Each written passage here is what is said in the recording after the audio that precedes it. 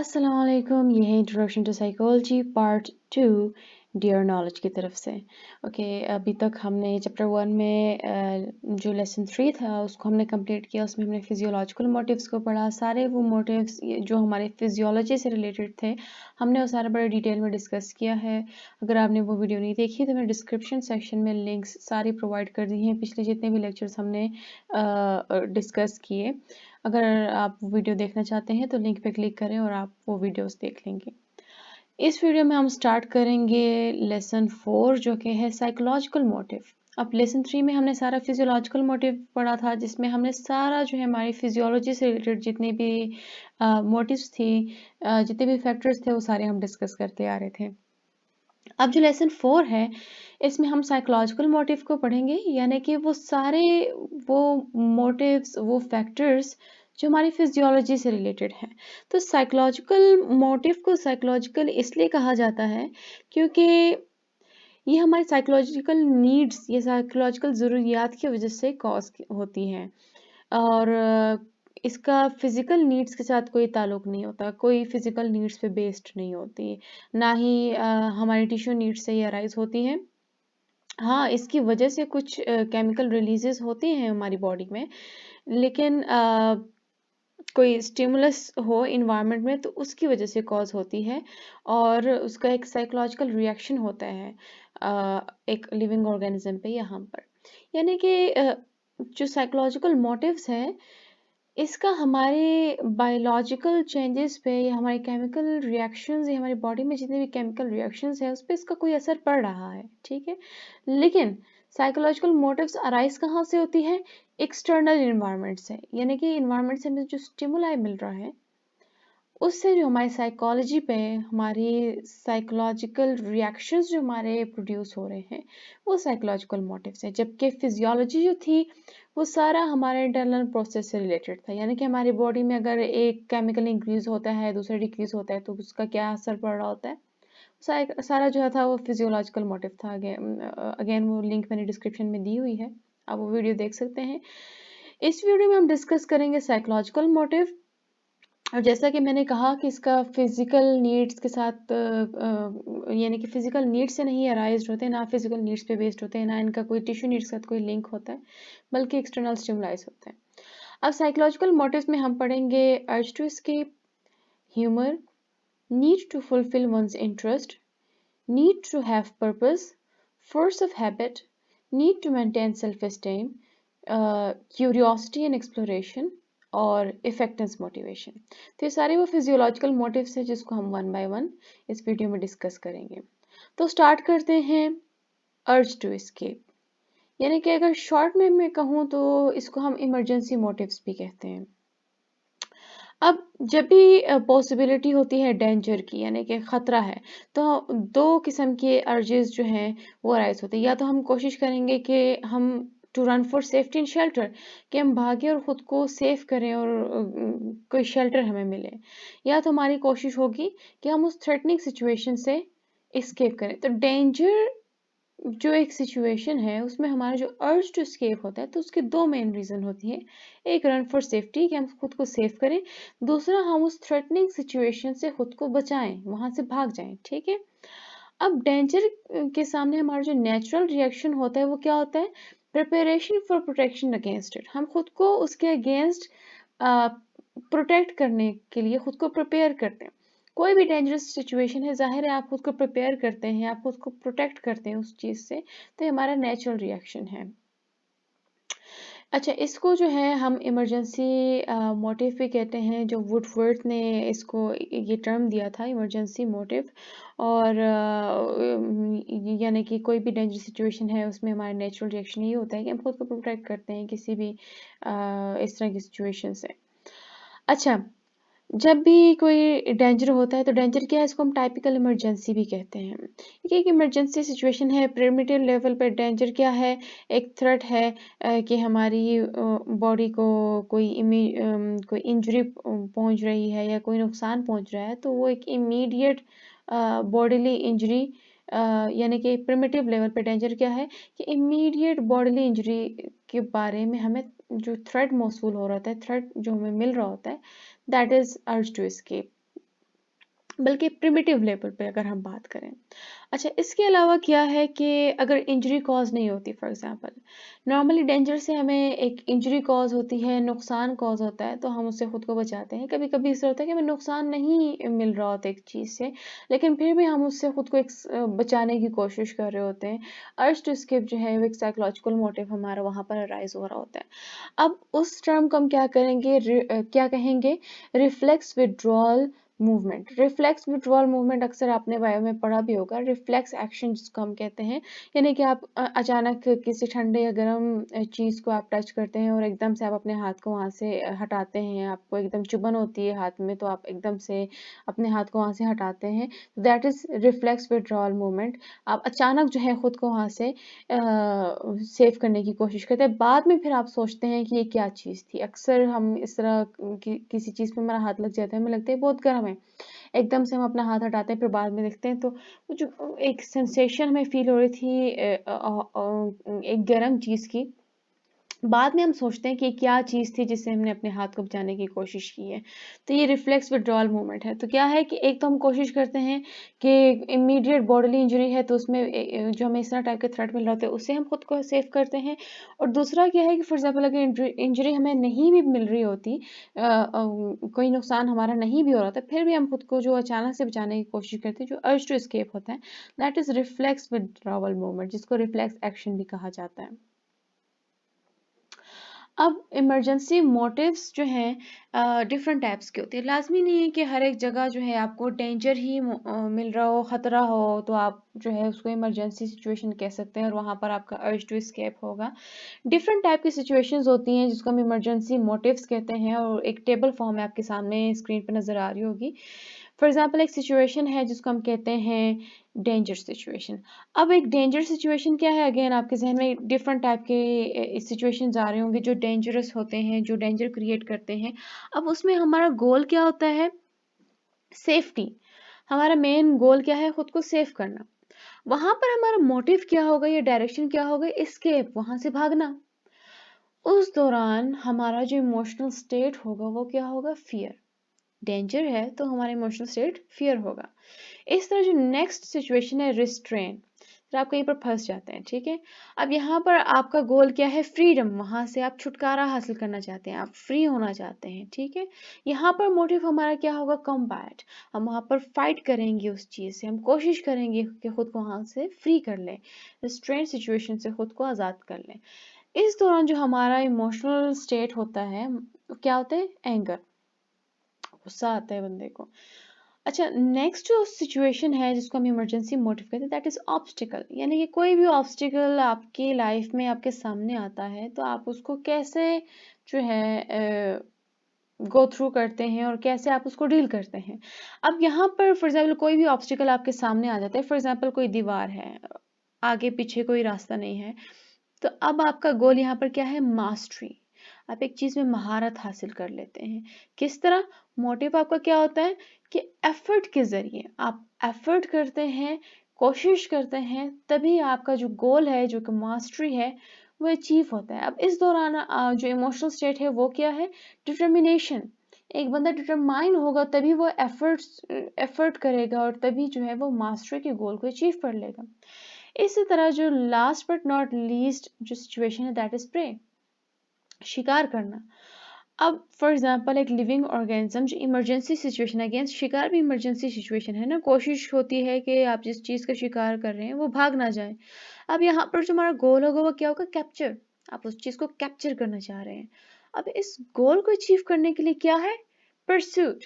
और emotional state हमारा क्या होगा, ईगरनेस। ईगरनेस होगा तभी तो हम एक गोल को अचीव कर पाएंगे और अपना जो मोटिव है या अपना जो डायरेक्शन है उसको अप्लाई कर पाएंगे। तो ये कुछ सिचुएशंस थी जिसको हम इमरजेंसी मोटिव्स कहते हैं, और जहाँ पर हमारा जो अर्ज टू एस्केप साइकोलॉजिकल मोटिव है इसको हम अप्लाई करते हैं। अब जो नेक्स्ट हमारे पास साइकोलॉजिकल मोटिव है वो है ह्यूमर। यानी कि शॉर्ट, अगर हम इन शॉर्ट हम कहें तो यानी कि नीड टू लाफ, हंसना, हंसी मजाक। अब ह्यूमर क्या है कि ये हमारी एक साइकोलॉजिकल नीड है कि हम हंसें और अपनी जो लाइफ की जो स्ट्रेसफुल सिचुएशन है या जो स्ट्रेस है उसको हम डील करें, टेंशन को डील करें। अक्सर आप देखें ना, एक चीज़, एक प्रॉब्लम में बंदा बहुत देर तक फंसा रहता है, फंसा रहता है, फंसा रहता है, एंड में वो उसी प्रॉब्लम को अपने लिए एक जोक बना के उसके ऊपर हंसना शुरू कर देते हैं। फॉर एग्जाम्पल, बहुत माइनर सा अगर मैं आपको एग्जाम्पल दूँ, अक्सर जो सुई में धागा डाल रहे होते हैं, सुई में धागा डालते हैं, नहीं डाला जाता, गुस्सा आता है, जो भी है, बड़ा टेंशन का वो होता है, सीन होता है, बड़ी स्ट्रेसफुल सिचुएशन होती है। एट द एंड उस बंदे को हंसी भी आना शुरू हो जाती है कि सुई में मुझसे धागा नहीं डाला जा रहा।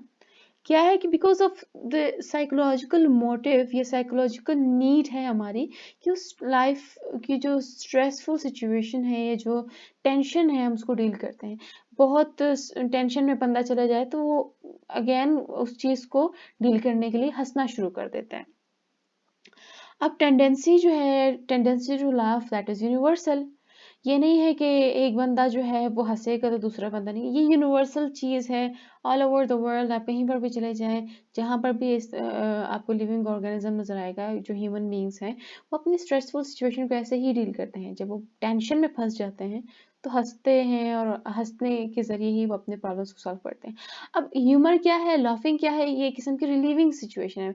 अब देखें, एक बंदा जो है वो टेंशन में चला जाता है, और फिर एकदम से अक्सर अ, देखें तो अपनी प्रॉब्लम्स जो है वो अपने फ्रेंड के साथ शेयर करता है, और उसके फ्रेंड को बड़ी हंसी आ रही होती है, और इस तरह फिर जो प्रॉब्लम शेयर करने वाला होता है उसको भी हंसी आना शुरू हो जाती है।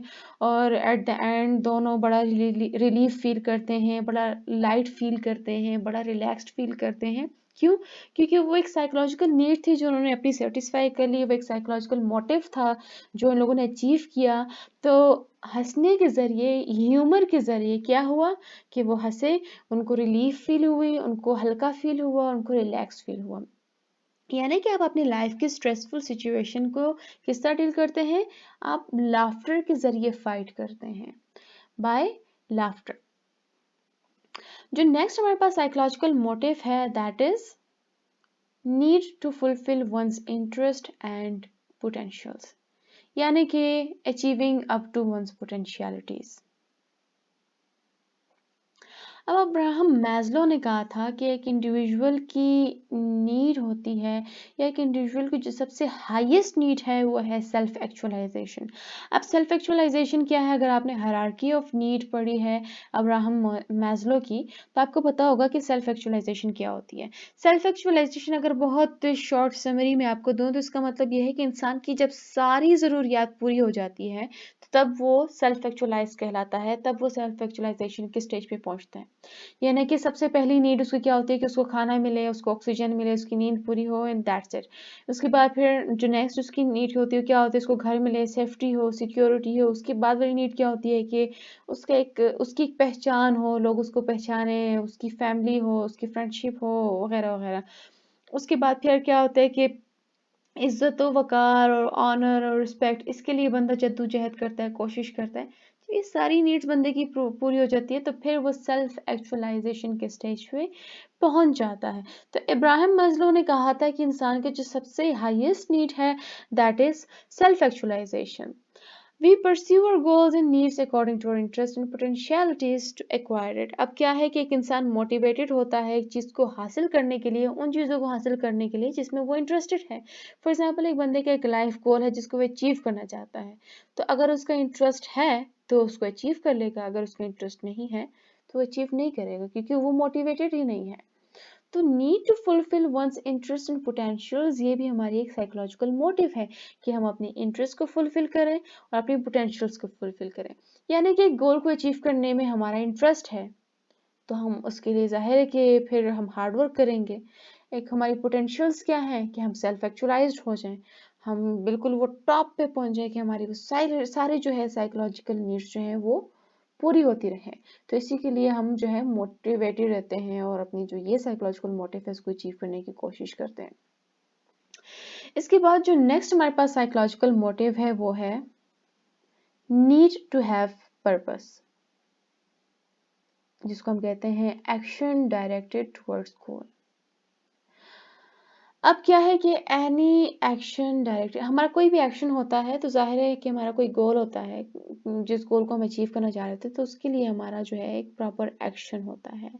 और यही हमारा, यानी कि जो वर्ड पर्पस है, इसका मतलब है कि कोई भी एक्शन जो एक गोल की तरफ डायरेक्टेड हो, यानी कि कोई भी इंसान बगैर पर्पस यानी कि मकसद, कोई भी इंसान, कोई भी ह्यूमन बीइंग जो है वो बगैर पर्पस के जिंदगी नहीं गुजारता, यानी कि पर्पसलेस लाइफ जो है वो नहीं गुजारता। कोई ना कोई उसका मकसद होता है जिंदगी गुजारने का, जीने का कोई मकसद होता है जिसकी वजह से इंसान जो है वो लिव कर रहा होता है, जी रहा होता है। कोई मकसद हो तो उसके अकॉर्डिंग जो है इंसान चलता है, यानी कि कोई भी एक्शन डायरेक्टेड टुवर्ड्स गोल, हम अपने गोल को अचीव करना चाहते हैं, कोई भी गोल होता है।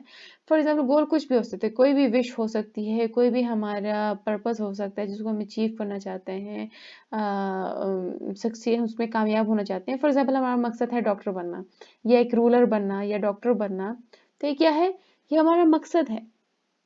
कुछ लोगों का मकसद होता है कि वो क्या कहते हैं, रूलर बने, तो उसके लिए वो कोशिश कर रहे होते हैं अपने इस साइकोलॉजिकल मोटिव को सेटिस्फाई करने के लिए, तो वो पॉलिटिक्स में जाते हैं, थ्रू वोटिंग सिस्टम या थ्रू इलेक्शन जो हैं वो जाके रूलर बनते हैं। या अगर एक बंदे का जो पर्पस है वो डॉक्टर बनना है, तो उसके लिए मोटिवेटेड है, उसके लिए वो हार्ड वर्क करता है, कोशिश करता है उसके हाईएस्ट मार्क्स आ जाएं, अच्छे से अच्छा मेडिकल कॉलेज में उसका एडमिशन हो जाए, उसके बाद वो डॉक्टर बन जाए।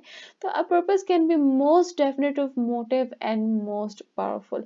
तो ये पर्पस है जिसकी वजह से आप मोटिवेटेड रहते हैं, और आपको ये साइकोलॉजिकल मोटिव जो है वो आपको हेल्प करता है कि आप अपनी लाइफ को आगे प्रोसेस करें, उसमें आगे बढ़ें।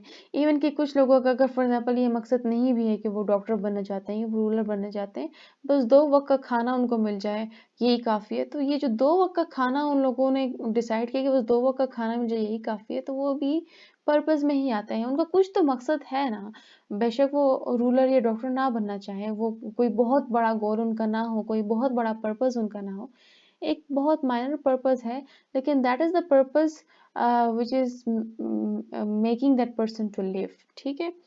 अच्छा, इसके बाद जो नेक्स्ट हमारे पास साइकोलॉजिकल मोटिव है, that is force of habit. Short में हम कह सकते हैं परसिस्टेंस। अब फोर्स ऑफ हैबिट क्या है कि आदत, शॉर्ट कट में अगर मैं कहूँ आदत, हर एक बंदे की एक आदत होती है उसकी। वो फॉर एग्जाम्पल एक बंदे की आदत है एक स्पेसिफिक किस्म का खाना खाना। कोई कुछ लोगों की आदत होती है वो बस हेल्दी खाना ही खाते रहते हैं, हेल्दी खाना ना मिले तो वो कोई और चीज़ प्रेफर नहीं करते, हेल्दी फूड को प्रेफर करेंगे। कुछ लोग इस तरह होंगे जो बर्गर, पिज़्ज़ा, जंक फूड, इस तरह टाइप की जो चीज़ें होती हैं उसको प्रेफर करेंगे।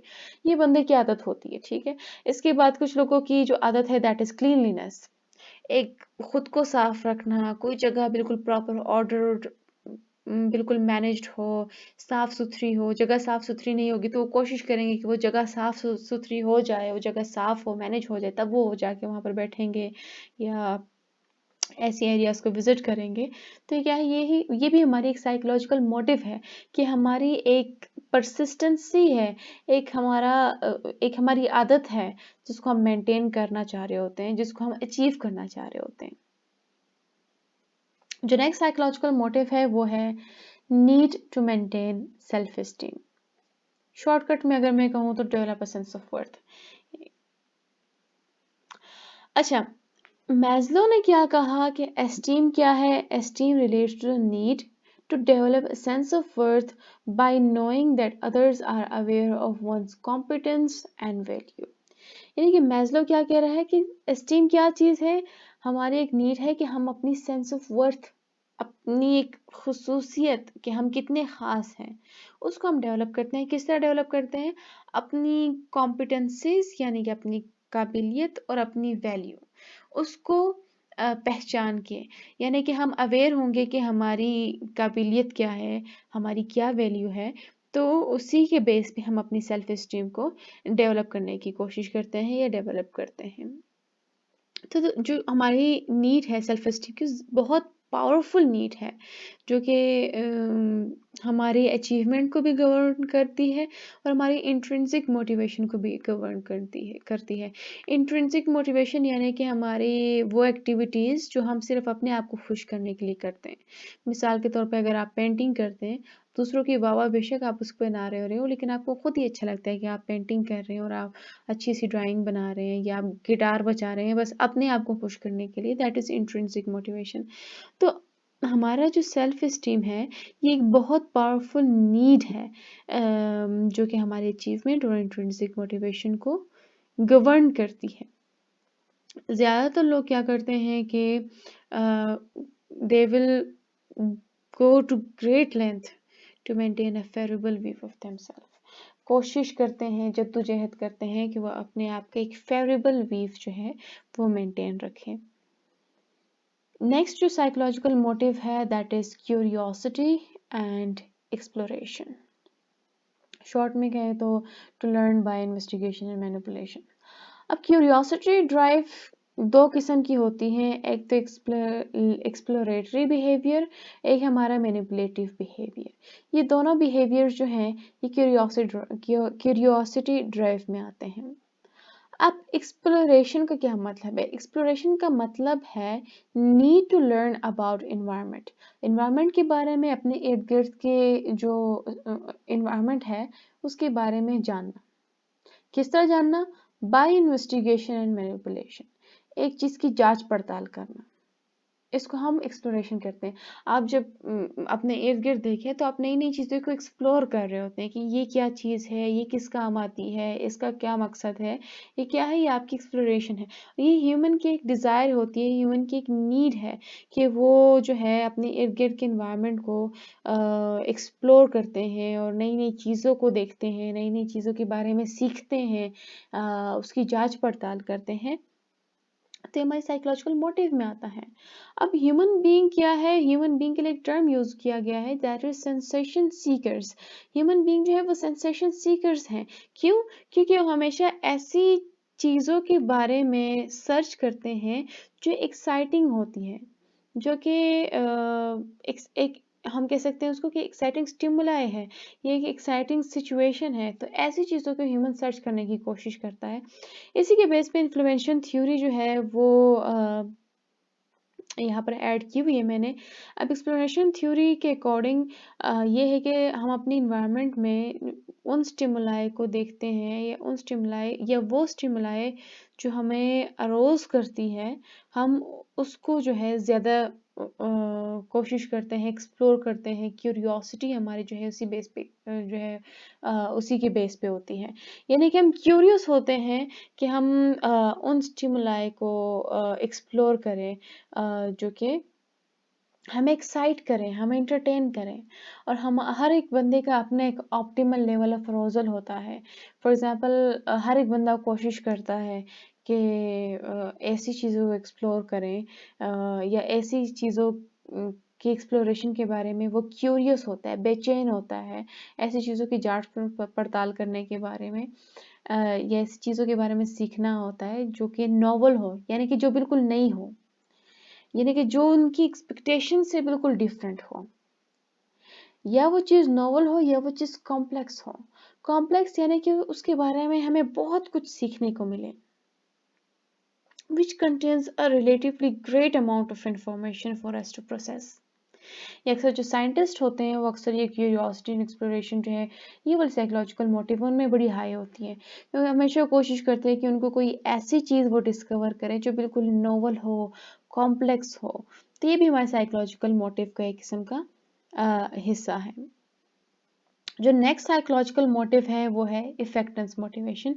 लास्ट साइकोलॉजिकल मोटिव है इफेक्टेंस मोटिवेशन, यानी कि to act competently and effectively. हम कोशिश करते हैं कि कॉम्पिटेंटली एक्ट करें और इफेक्टिवली एक्ट करें। अब इफेक्टेंस मोटिवेशन क्या है? एक जनरल मोटिव है कि हम बिल्कुल काबिलियत के साथ एक्ट करें और बिल्कुल इफ़ेक्टिवली एक्ट करें जब हम अपने इन्वायरमेंट के साथ इंटरेक्शन स्टार्ट कर लेते हैं या इंटरेक्ट करते हैं।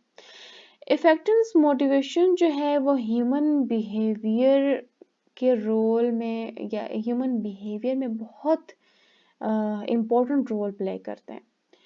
मिसाल के तौर पे हम अपने गोल्स को तो अटेंड कर लेते हैं, लेकिन हमारी जो इफेक्टिव मोटिवेशन है वो सेटिस्फाइड नहीं होती। क्यों? क्योंकि हमारी फिर भी कोशिश होती है कि हम जो गोल हमने अचीव किया है उसमें हम मज़ीद कॉम्पिटेंसीज या मज़ीद मास्टरीज जो हैं उसको अचीव करें। यानी कि आपने एक टास्क तो कंप्लीट कर लिया, आपने अपना गोल तो अचीव कर लिया, लेकिन आपकी अब कोशिश है कि आप उस गोल पे मज़ीद महारत हासिल करें। So this is effective motivation. इसकी एक एग्जांपल मैं आपको दे देती हूँ। फॉर एग्जांपल जो छोटे बच्चे होते हैं, क्रॉलिंग करते हैं, लेकिन उनका वो गोल तो अचीव हो गया, अगेन इफेक्टिव मोटिवेशन उनका सेटिस्फाइड नहीं होता, तो वो मज़ीद मास्टरी, मज़ीद कॉम्पिटेंसी को अचीव करने के लिए क्रॉलिंग के बाद वो कोशिश करते हैं कि वो खड़े हो जाएं। जब वो खड़े हो जाते हैं, अगेन इफेक्टिव मोटिवेशन को मज़ीद सेटिस्फाई करने के लिए, वो मज़ीद मास्टरी अचीव करने के लिए क्या करते हैं, मज़ीद महारत अचीव करते हैं, वॉक करना शुरू कर देते हैं।